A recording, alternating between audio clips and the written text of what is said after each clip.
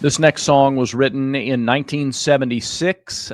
No, I'm kidding. We're not doing that back-to-back shows. This is Village Vice. He is Zach Blackerby. I'm Brad Law. Today's show brought to you by mybookie.ag. They'll double your initial deposit when you use the promo code that's right there on the bottom of the screen. Next round, put it all together. Next round, for a deposit bonus, it's a 100% deposit bonus when you use that promo code at mybookie.ag. We're going to be talking about some of the lines at mybookie.ag a little bit later on in the show.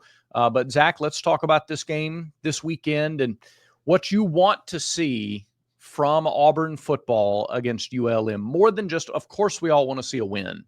How do you want them to look when they win? Yeah, I mean, dominance is the answer. But since you took that away from me, like, I mean, that is important, though, in this. Like, this should be a game where Auburn looks better at every facet and aspect of the game than ULM.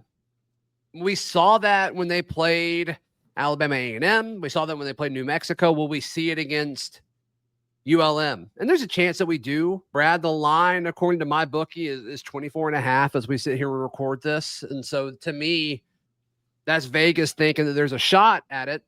But how it looks is going to matter. Yeah.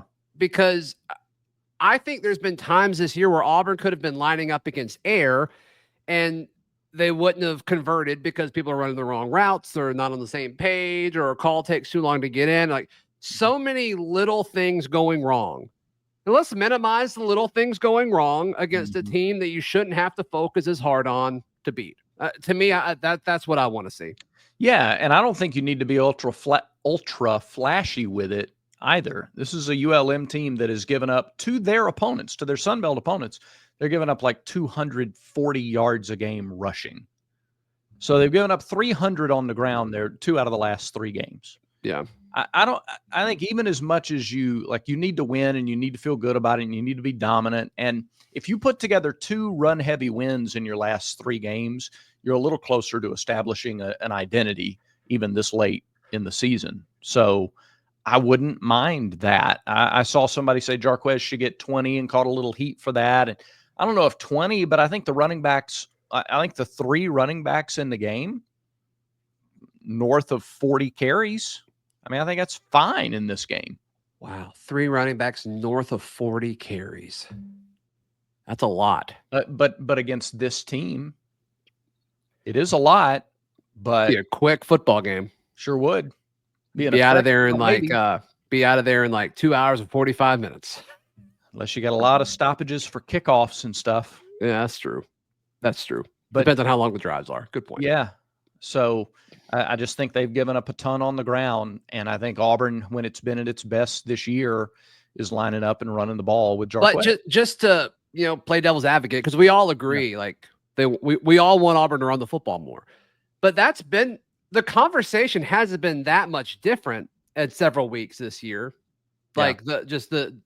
Say Auburn needs to have this devotion to running the football, and then they don't do it. And when they do it, it's been their best win of the season, the road win against Kentucky. So, yeah, we all want to see that, but I guess will we see it is probably the more important conversation. Sure. Yeah. I mean, if there's no way that I think, with all due respect, that ULM's defense is going to have the same kind of ability to stop Auburn's run game up the middle that even Vanderbilt's defense did, or Missouri, or anybody else they've, kind of tried it against. I don't think they'll have that kind of success. So can I make another kind of argument for you today that's this is like unnecessary energy for a Friday, but I'm going to throw it at you. Okay. Okay. I'm going to make the argument that because I dove into the kicking stats a little more this week than I have previously. Auburn has missed 7 of 11 field goals in conference play. That's crazy. I didn't realize offhand that it was that many. It's pretty. I knew it was bad. I didn't realize it was that bad. I'm going to make the argument that 3 of those were in such critical spots in the game that if you change literally nothing about the offense and you kick at the level that Auburn has kicked for the last 20 years, sure, this team is 6-3. Wow. Okay, let's think about that then. So what are the 3 you're talking about? Missouri, I'm talking about Missouri, Vanderbilt, and was it Arkansas or Oklahoma? There was another one of those. Vanderbilt, you missed the field goal that would have put you on top. And after the miss happened, it was completely deflating. Like you didn't do anything else offensively. And Vandy answered with that 1,000-play, 14-minute or whatever drive that it was. Yeah. So it kind of turned the game. Missouri, same. And then whether it was Arkansas or Oklahoma, I don't remember right offhand. But well, I'll give you Missouri okay, for sure. And I'm pretty sure the other one was Oklahoma. Yeah. Which I'll give you that too. I won't give you Vandy. Just because I think Diego Pavia would have scored regardless in that situation. Like, I don't think our defense all of a sudden plays better and becomes clutch because of that. Okay. I mean, the defense wasn't that was the only long drive they gave up in the game. Do they still get the long drive after you've taken a 3-point lead? I don't know. Maybe. But if you're going to push back on one, that's, okay, I'll take that.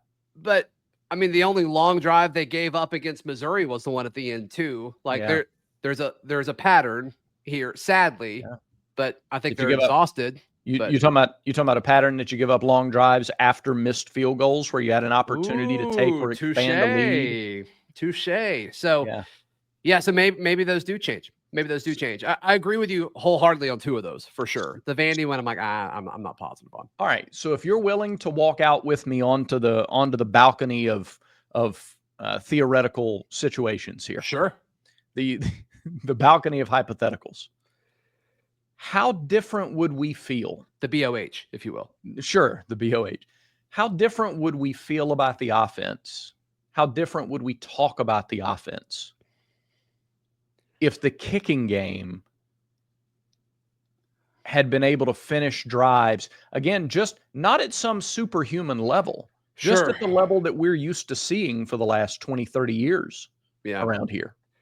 Yeah, and hopefully they get back to it next year. Look, this is still, Zach, a top half of the league rushing offense and a top half of the league passing offense. Yeah, the argument is they're not scoring. They're not scoring. Do those specific 9 points in this BOH, the balcony of hypotheticals, do those 9 points change how we feel about it?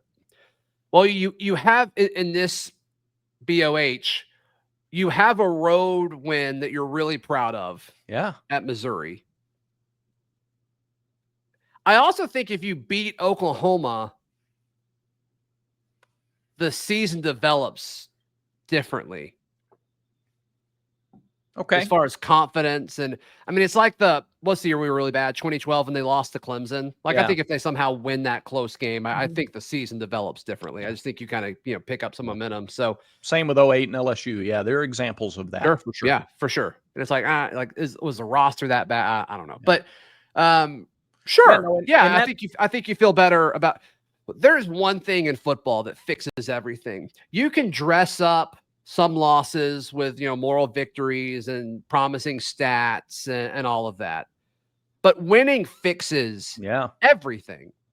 And if you have some wins that you weren't supposed to get or people picked against you or whatever, especially if like the two we're talking about that we agree on potentially in this balcony of hypotheticals, the BOH, if you will, Oklahoma and Missouri, you feel way better. You feel way better about everything. And I'm not trying to do the thing where you say if ifs and buts were candy and nuts, we'd all have a Merry Flipmas. That's not the kind of thing I'm talking about. I'm not trying to go back and be a revisionist historian. I'm just, if you're going to give 9 points for field goals in those scenarios, and let's say those of you who are with me, who are fully with me on this, are going to give me all 9. Okay. Then we're not nearly as concerned or complaining about the offense the way that we are, because it's not the offense that's not finishing the drives. Auburn's 14th in the SEC in scoring offense, but it's not the offense that's not scoring. Now, you can make the... How far are they away? Do you have that in front of you, the scoring offense? No, but I can get it. Like, how far is Auburn away in scoring offense from, 8th in the SEC? Yeah. Let me see. Because if it's like a touchdown a game, that's a lot.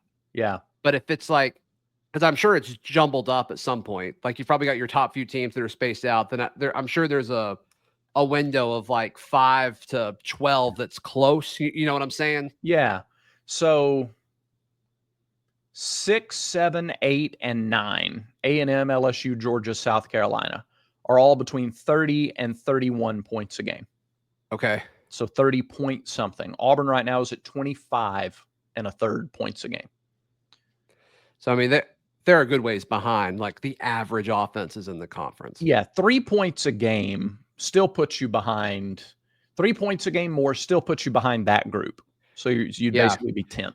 So, I mean, this lines up with, I mean, there's two ways to look at this team. One is they are so far away, they keep finding ways to lose. Oh my goodness, there's no hope. That's one radical side. The other radical side is, oh my gosh, they're so close. Look at these 10,000 little things. Yeah. And the truth is somewhere in the middle. And it's just like, where on that, spectrum are you? Yeah. It's like, oh my gosh, we're so far away. Everything stinks. Man, if we fix these 10,000 little things, and it's probably not 10,000, it's probably 20. And you fix those in an off season with personnel and coaching. And that's what you focus on in the spring. Like, are you way better next year than you were this year? And it's like, you can make the case for both of them. And that's kind of what you're doing is, the farther side of that spectrum. And I don't think either side is wrong because we're not going to know the answer until next year, but one of them is probably right. Yeah. Yeah. No, and that's a really level-headed way to frame that, Zach, that it's somewhere on that spectrum. The extremes are generally never right. It's usually somewhere on the spectrum. And again, this isn't me trying to make excuses for anybody or anything. It's simply for the discussion of, would we feel differently about the offense if the personnel who didn't have anything to do with the offense, other than you can make the case, so, well, if they scored touchdowns instead of having to settle for field goals, then you don't put the kickers in that spot. That'd be nice. But even so, if you take all of that away and you just make field goals, how less kind of tense are we about the direction of not just the offense after this, but this year, for the last 3 games of this year? Yeah, Brad, I think even one more win feels better because then it's like, okay, you beat ULM and it's like, okay, can they go bowling? Can they beat A&M or can they beat Bama? Yeah. I think it just kind of gives you more hope going into next weekend, something more to play for. Yeah. And I think that would go a long way. Yeah. Because at this point, like, I don't really know what the expectations are going to Tuscaloosa. I don't think they're super bright across the fan base, across public speculation. Yeah. Internally, it's probably different, and it should be. Right. Yeah, you're probably right. About both of those. Yeah. Yeah. So, I mean, we'll see. We'll see what happens. We'll see what happens. But yeah, I'm glad that you brought that up. Okay. You know what else I want to bring up? Roback? Could you? Would you? Yes. I'd love to. Good. Roback.com, RHOBACK.com. It should be your one-stop shop if you're buying gifts for people this holiday season. They've got everything for men and women, as far as collared shirts, as far as hats and hoodies and the quarter zip and pants and shorts. They've got everything over at Roback.com, and we don't want you to pay full price. You better not. No. Better not. Don't do it. Use promo code VICE20 for 20% off your order. If you're going to wear a Roback quarter zip or Roback hoodie when you take a stroll onto your own balcony of hypotheticals, your BOH, if you will. Yeah, your own BOH, you're going to be comfy and look great in Roback gear. So again, VICE20 is the promo code at Roback.com. Yes. You ready to get into the 6-pack? 6-pack time. Yes. All right. Most of this is coming Michigan. from. No, I don't even know who Michigan plays this weekend. I don't either. I just assume that's what we were leading with. You always find a way. Okay. You know what? I'm going to lead with my off the wall one. I'm just shocked to stay on brand here. Of course. Okay. So Kansas, Auburn High versus Thompson. No. Okay. We all know who's going to win that. 3-6. 3-6 Kansas is playing at undefeated BYU. BYU, Zach, is a 2.5-point favorite. We've seen this before. Why? We've seen this. No, we've seen this before. Vegas wouldn't do it if there wasn't money coming in, but they did this like 3 or 4 weeks ago when they went to Orlando to play UCF. And it became this national trend of, oh, Vegas knows something. Vegas knows something. Gus Malzahn's back's against the wall. Here we go. BYU's going to stumble. No way. No, I think UCF was actually favored in that game. They were, yeah. And BYU destroyed them. Beat them by BYU, 13. like, we've got to accept this. I've been saying this for months. We got to accept the fact BYU is good enough to not only make the college football playoff, but to compete to win multiple games in the college football playoff. Wow. Not to win a national championship, but based off of seeding and stuff, depending on matchup and all that. Like, they're good enough to make a run. They're good enough. They can win close games. They can blow out good or decent teams. Yeah. Their resume is one of the better ones. I mean, we've got so many teams that are ranked in the top 8 that haven't beaten a ranked opponent yet. Yeah. I don't care I don't care what my bookie's line is on this. Okay. Take BYU. They win big. You know, BYU is interesting. BYU has faced they've faced more than 2 quality opponents, but like they've played 2 one-score games. They've only had 2 one-score games. Now, their most recent one came with some controversy at the end, but they won the game. It was the right call. Yeah, it was. Yes, it was. I didn't even think it was all that controversial, quite frankly. No. And I think the controversy came from the AD pitching a little fit after. But the other was a 3-point win at SMU. At SMU. Y'all been paying attention to SMU? It's their only loss. You mean the best team in the ACC right now? Yeah. SMU? That SMU. Yeah. So I'm with you. It's disrespectful. It's disrespectful at this point. I could not understand why BYU was such a slim favorite. Who are all these people putting money on Kansas? I don't know, but I ain't doing it. I'll tell you that right now. No. So that is my only game in the Village Vice 6-pack that is not coming from the SEC this weekend. Okay. By the way, I saw this. So our friends at the Next Round put out this stat line that Kalen DeBoer at Alabama is 1 win away from being the first Alabama coach to win 8 games in his first season since Ray Perkins in '83. Okay. And I thought, I wouldn't flex that way. That's not a flex, ladies and gentlemen.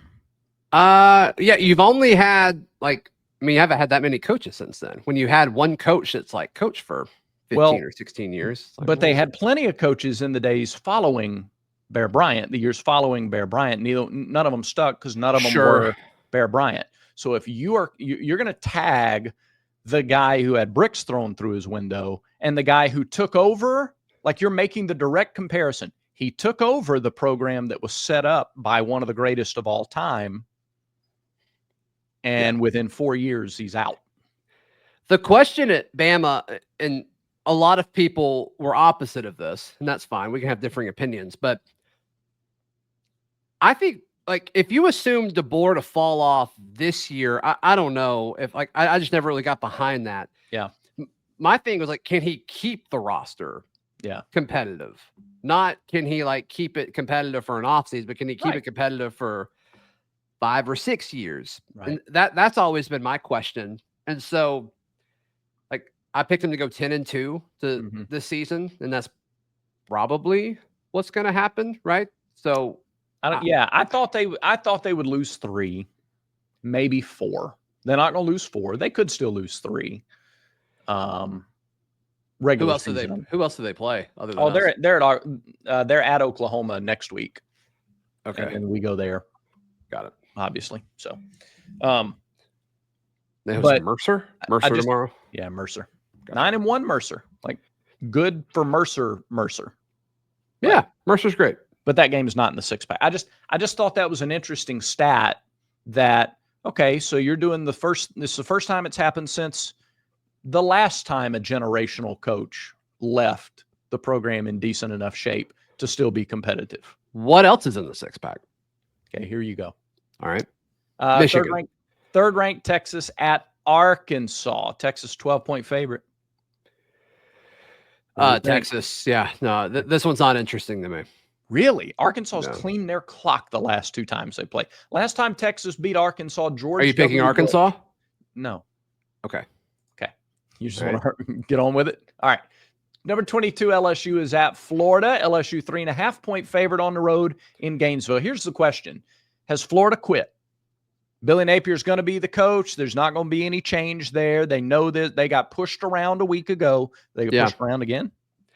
Yeah, then is LSU going to quit? Right. They still have stuff to play for. They're still a potential playoff team. They have to believe that. Yeah. I don't believe that, but they have to. It doesn't matter what I believe. They have to. Yeah. I think it's LSU. I think LSU wins this, but there's a lot of like locker room dynamics here in this one for sure. 100% agree with you. But I pick LSU. Who are you taking? I think I'm going to take Florida, probably only for recency bias reasons, although they both got shoved around last week. LSU's was the more high profile shoving. So I'll pick Florida. How about Missouri? Missouri at South Carolina, ranked on ranked. South Carolina's a 2-touchdown favorite. That's a lot. That's so much. This one's super intriguing to me. Yeah. And I don't love the line.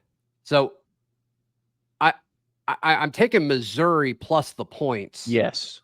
I don't know if I would take Missouri outright, but I'm definitely taking Missouri plus the points. Yeah, I agree. That's a perfect. Yeah, I totally agree with that. South Carolina still riding high. I don't think they win by 14, even at home. And boy, their home environment's getting a lot of publicity lately. What do you think of Lenora Sellers as a quarterback? South Carolina's QB. Oh, I think it helps him that he has Rocket Sanders. Okay. I think, I mean, that's for a young quarterback. So you think if they have an average SEC running back? Yeah. You don't think the offense is as good? Correct. I don't think they have won 6 games this year with an average running back. Okay, got it. Same thing that helps Nico at Tennessee. The fact that they have Sampson. Dude, Sampson's numbers. I didn't realize this until the other day when we were talking about it, but oh my goodness. Yeah. He's got 20 touchdowns. Which brings me to game number 5 on the 6-pack. Okay. Tennessee at Georgia, 7 at 12. Carson Beck all of a sudden can't throw a pass without it landing in somebody else's hands. Tennessee's going to try to run the ball like crazy. Sampson, 1,130 yards, 20 touchdowns. They're going to feed him. Georgia's going to try and stop him. What do you think? Yeah, this is an underrated slate of games this week for sure. I'm taking Tennessee. I don't feel confident in it, but I am taking Tennessee. All right. I think the good teams can run on Georgia. Okay. So we'll see. We'll see if that hypothesis stays true tomorrow. Yeah, this will be a great test of it. That's for sure. That's the best running team they've played, and it's a team that's dedicated to the run. Yeah. Tennessee wants to do it. So I still think I like Georgia at home in spite of Carson Beck to get it. Georgia's a nearly 10-point favorite in the game. Okay. It's a lot of points. It is a lot. I would definitely take Tennessee plus the points there. Yeah, for sure. I think I would too. And then game 6, of course, is Auburn and ULM. So, once and for all on our show here, what you think? How do you think it goes down? I will take Auburn outright. I would take ULM plus 24.5. Okay. I'm going to go Auburn and the points. I think. Let's go. I hope you're right. Yeah, I just think it's to run the ball as effectively. And I don't know that it matters who plays quarterback. Because if you run the ball as effectively as Auburn should be able to, you win the one-on-one matchups in the secondary. We're recording this. It's almost 2:00 on Friday. Yeah. And I would think if it was Hank, there would have been an announcement by now. So I'm assuming it's Peyton, which I guess means Peyton is healthy. They feel good about his shoulder, which is good. Really interested to see the fan reaction. Yeah. If it is Peyton that runs out there. And I hate it for Peyton. I hate the potential reception he will get. Yeah. And hopefully it doesn't happen. Maybe I'm being cynical and negative, but like I hope. Yeah. I hate when fans boo their own team. It really ticks me off. Me too. It's just because it's not productive. It doesn't do anything. It doesn't do anything. It doesn't make you feel. And you know who else notices it? Yeah. The recruits that are here. Yeah. Don't freaking boo your own team. Yeah. Well, they're getting paid now, Zach. They're professional. Right. But is it productive? Is it productive? It's the guy Those are the guys that your coaching staff chose and went out and got and recruited and all of that. Name one time in the history of sports, that a crowd booing caused the head coach to say, maybe they got a point. I didn't think I could figure it out on my own. I think I might have to make a change. I don't know. It's not productive. So regardless of who's at quarterback and regardless of how they play, don't boo them. I'll tell you who I'm for. I'm not a this guy, that guy. I'm an Auburn quarterback guy. Yeah, whoever runs out there, I hope they throw for 300 yards and 4 touchdowns. Great. Whoever takes that snap, that's who I'm for. And it may change. And I hope they play good enough to where the other quarterbacks get to play too. Right. Yeah, that's right. That's the goal. But later in the game with a comfortable lead. Correct. Yeah. Yes. That's right. That's right. We all agree. You picking Michigan? Against who are they playing? I don't know who they're playing. We got to find that out. This is critical. Can't believe you're acting like you don't know and you're making me do this. I'll look it up. You don't have to. It looks like they're bye. Oh, okay. Yeah, they'll beat the open date. They'll beat it like a drum. Sweet. All right. I think that does it for today's show. It does. Thanks, everybody, for watching and subscribing. Remember, until next time, everyone has vices. Make sure Village Vice is one of yours.